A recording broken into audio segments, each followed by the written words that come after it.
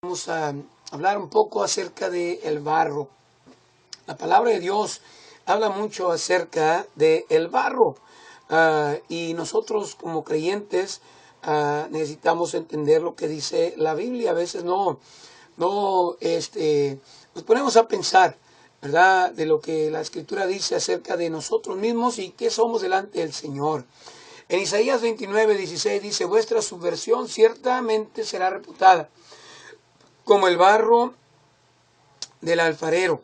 La obra dirá al hacedor: no me hizo, y dirá el vaso de aquel que lo ha formado: no entiendo.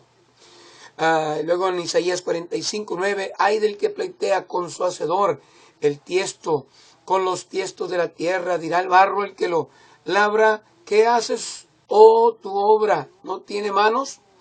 Y vemos claramente que muchas veces el hombre, dice la Biblia, no entiende lo que Dios está haciendo.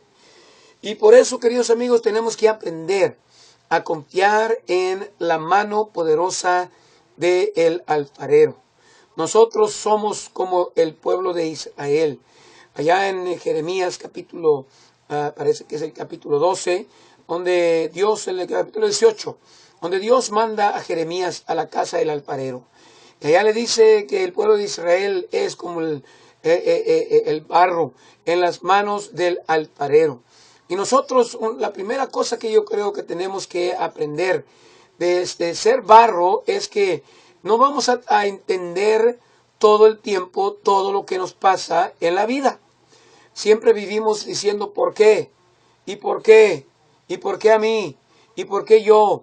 ¿Y por qué no a otro? ¿Por qué no al borracho? ¿Por qué no al mujeriego? ¿Por qué no al drogadicto? ¿Por qué a mí?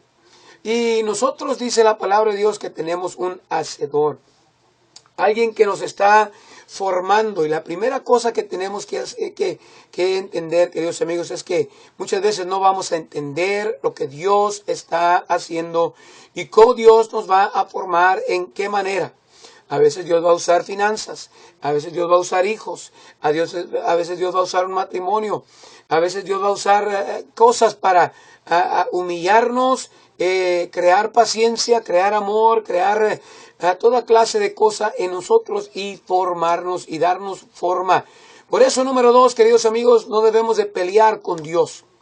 Ay, dice la Biblia, del que pleitea con su hacedor. Ay. Y siempre que hay un ay en la Biblia, tenemos que entender que tiene que ver con algo que va a causar dolor. Si usted se pone a pelear con Dios y a decirle a Dios: ¿por qué me dio esta enfermedad? ¿Por qué se llevó Dios a mi mamá? ¿Por qué se murió mi papá? ¿Por qué me divorcié? ¿Por qué pasó esto? Y muchas veces, amigos, no vamos a entender. Número 2, no debemos de pelear. No debemos de pelear con Dios porque Él sabe lo que Él está haciendo. Allá en Jeremías 18:4 dice: y el vaso que Él hacía del barro se quebró en la mano del alfarero. Número 3, querido amigo, yo le quiero decir: no se quiebre en la mano de Dios. Quebrarse es desanimarse, quebrarse es retroceder, quebrarse es alegar con Dios, quebrarse es no estar sumiso a la voluntad de Dios, quebrarse es ponerse allí en contra de la voluntad del Señor. Así que, número 1, usted no va a entender todo.